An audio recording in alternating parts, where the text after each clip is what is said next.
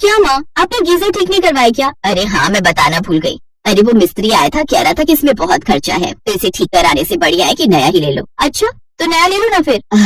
कैसे ले ले बेटा, घर की हालत तुझे पता नहीं क्या। तेरे पापा की पेंशन पर ही तो पूरा घर चलता है। कहीं ऐसा ना हो कि गीजर के चक्कर में रोटी खाने के भी लाले पड़ जाए। अरे यार, पर इतनी ठंड में मैं नहाऊं कैसे अब? चिंता मत कर, मैं तेरे लिए गैस पर पानी गर्म कर देती हूँ। अपनी माँ लाजवंती की बात सुनकर शुभांगी ने नाक भौंसी कोड़ ली। फिर कुछ देर बाद रसोई में, माँ वैसे अपनी ये मिक्सी कितनी पुरानी होगी? कम से कम 12 साल तो हो ही गए। हाँ तो इसे बदलो ना माँ, कब तक इसके प्राण लेती रहूंगी? चुप कर, सही तो चल रही है। और मुझे कौन सा इसमें चट्टाने पीसनी है। तू ज्यादा चूर चपड़ मत किया कर, समझी? जब तेरी शादी हो जाएगी ना, तब देखूंगी कि तू अपने ससुराल में कितना नया और बढ़िया सामान लगवाती है। हाँ हाँ देख लेना। और आप जब मेरे घर आओगी ना, तब देखना आपको सब कुछ टिप टॉप मिलेगा एकदम। ऐसे थोड़ी कि नहाने जाओ तो गीजर खराब, खाना बनाओ तो मिक्सी खराब, और कहीं जाओ तो मोटरसाइकिल खराब। अब इसमें मोटरसाइकिल कहाँ से आ गई है? तेरे पापा की मोटरसाइकिल तो एकदम ठीक चल रही है। हाँ, पर वो भी आपकी जितनी पुरानी हो चुकी है। देखना एक दिन कहीं रास्ते में राम राम ना बोल दे। अरे शुभ शुभ बोल पगली कहीं की। शुभांगी अपने माता पिता की इकलौती संतान थी और स्वभाव से कुछ नकचड़ी भी थी। ऐसे कुछ दिन बाद, शुभांगी, ओ शुभांगी। हाँ माँ बताओ। ये ले, आ गया तेरा नया गीजर, अब नहा जितना नहाना है। अरे वाह, ये हुई ना बात। अच्छा, नई मिक्सी तू अभी पिटेगी की बाद में? बाद में। ऐसे कुछ और साल बीत गए। शुभांगी की शादी किशन नाम के लड़के से हो गई और शादी के दिन, देख शुभांगी मेरी बात ध्यान से सुन, तेरे ससुराल वाले बहुत अच्छे हैं। अरे सोच, लड़का अच्छा कमाता है, शहर में मकान है, फिर भी एक पैसा दहेज नहीं मांगा। तेरी तो किस्मत खुल गई बेटा। अरे महल में जा रही है तू, मखमल का बिस्तर होगा, नौकर चाकर होंगे, लंबी सी गाड़ी होगी, गीजर, वॉशिंग मशीन, सारी सुविधाएं होंगी वहाँ। अच्छा माँ, मैं बहुत खुश हूँ, पर इतनी सुविधाओं के साथ मैं रहूंगी कैसे? कोई ना, धीरे धीरे आदत पड़ जाएगी तुझे। शुभांगी तमाम सपने लिए हंसी खुशी अपने ससुराल के लिए रवाना हो गई। फिर जैसे ही वो अपने ससुराल पहुंची तो उसकी आंखें फटी की फटी रह गईं। उसका ससुराल एक ऐसे घर में था जहाँ सालों से रंग रोगन नहीं हुआ था। वो मकान कम, एक भूतिया घर ज्यादा लग रहा था। बेचारी शुभांगी चुपचाप अपने ससुराल के अंदर आई तो वहाँ खूब अंधेरा था। आ गई बेटी, आज से ये तेरा ही घर है। आजा बेटा, अंदर आजा। थोड़ा ध्यान से आना बेटा, वो लाइट नहीं है ना। पर माँ, इन्वर्टर कहाँ है? इन्वर्टर की बैटरी तो तेरे चाचा ले गए। कह रहे थे कि वो पूरे 15 किलो की है, तो वो धान तोड़ रहे हैं उससे। वैसे भी वो तो खराब ही पड़ी थी ना, तो मैंने सोचा बैटरी किसी काम में तो आ जाए, है ना। अपनी सास लीलावती की बात सुनकर शुभांगी के चेहरे की हवाइयां उड़ गई। लीलावती उसका हाथ पकड़कर उसे उसके कमरे तक ले जाने लगी। घूंघट निकाले शुभांगी बस अंदाजे से चल रही थी कि तभी उसका सिर दरवाजे से टकरा गया जो टूटा हुआ था। ओहो, तुझे कितनी बार कहा किशन इस दरवाजे को ठीक करा ले, पर तू मेरी सुनता ही नहीं। माँ, वो 6 महीनों से टूटा पड़ा है, और आपने कब कहा मुझसे? चुप कर, बहुत बोलता है तू। बहू आराम से आना। हाँ जी जी मम्मी जी। शुभांगी ने अपने कमरे को ध्यान से देखा।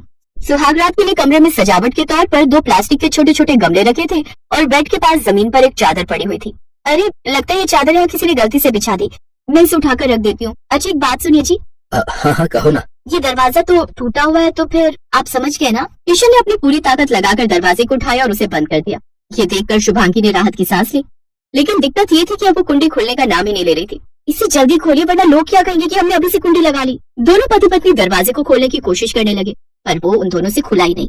तो थक हार कर दोनों जाकर बेड पर बैठ गए, लेकिन जैसे ही वो बैठे तो उनका बेड टूट गया और वो दोनों जमीन पर गिर पड़े। अरे क्या किया? हाँ, नहीं नहीं माँ, ऐसी कोई बात नहीं है। पलंग तोड़ दिया क्या किशन? चिंता मत कर, देख जमीन पर चादर बिछी होगी, गद्दा डाल ले जमीन पर और उसी पर चादर बिछा ले। अच्छा, तो इसीलिए माँ ने जमीन पर चादर बिछाई थी। देखा, मेरी माँ कितनी समझदार है। शुभांगी ने गुस्से से किशन को देखा। फिर आधी रात को उसे प्यास लगी तो वो चुपचाप उठी और पानी के लिए फ्रिज ढूंढने लगी। उसने मोबाइल की रोशनी में फ्रिज ढूंढे निकाला, लेकिन जैसे ही उसने फ्रिज खोला तो उसने देखा कि उसके अंदर तो नमकीन, बिस्कुट और चीनी का डिब्बा रखा हुआ था। हे भगवान, ये क्या है? क्या हुआ बहू, क्या ढूंढ रहे हो?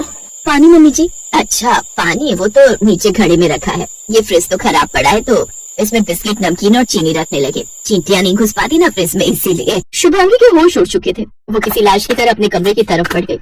अब उसके मन में कोई उत्साह नहीं था और न ही कोई उमंग थी। फिर अगली सुबह, मम्मी जी ये गैस नहीं जल रही। अरे वो सिलेंडर खत्म हो गया तो तुम चूल्हे पर ही बना लो चाय। वैसे चूल्हे पर बढ़िया स्वाद आता है चाय में, है ना किशन? हाँ माँ, हम तो रोज ही पीते हैं। इसी तरह शुभांगी ने चूल्हे पर चाय बनाई। फिर जब वो नहाने गई तो उसने बाथरूम से ही आवाज लगाई, मम्मी जी ये गीजर कैसे ऑन होगा? अरे अरे वो गीजर नहीं है, वो तो गीजर का बस खोखा है। उसके अंदर देख साबुन, तेल, शैम्पू सब रखा है। दरवाजे के पीछे देख, वहाँ पानी गर्म करने वाला लट्टू रखा है। बस तार जोड़कर उसे बाल्टी में डाल दे, पानी झट से गर्म हो जाएगा बेटा। शुभांगी किसी तरह नहा धोकर बाथरूम से बाहर आई तो उसने बड़ी हिम्मत करके अपनी सास से पूछा, माँ जी वॉशिंग मशीन कहाँ है, कपड़े धोने हैं? अरे क्या 3-4 कपड़ों के लिए मशीन चलाएगी, वही बाथरूम में हाथ से धो ले। जी पर डिटर्जेंट कहाँ रखा है? वो देख, वो वॉशिंग मशीन रखी है ना, उसका ढक्कन खोल, उसी के अंदर रखा है सारे साबुन ब्रश। और सुन बेटा, उसमें से बर्तन धोने का साबुन भी निकाल लेना, खत्म हो रहा है। शुभांगी को अब खुद से ज्यादा तरस अपने ससुराल वालों पर आ रहा था। फिर उसे अचानक अपनी माँ की बात याद आई। कोई बात नहीं, धीरे धीरे आदत हो जाएगी। अपनी माँ की बातें याद कर शुभांगी ने अपना माथा पीटा और वहाँ से चली गई।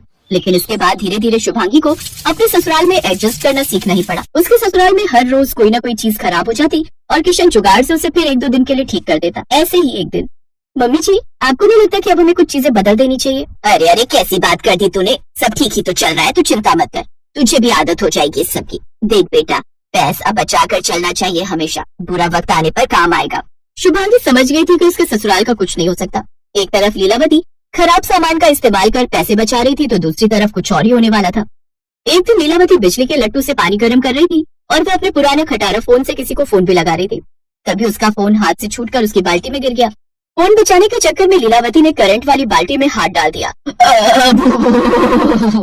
अरे जल्दी यहाँ आइए, मम्मी जी को करंट लग गया है। शुभांगी की बात सुनकर किशन झट से आया और अपनी माँ को गोद में उठाकर अपने कमरे की तरफ लेकर दौड़ा। रीमा, तुम बिल्कुल चिंता मत करो, मैं तुम्हें अभी अस्पताल ले जाता हूँ।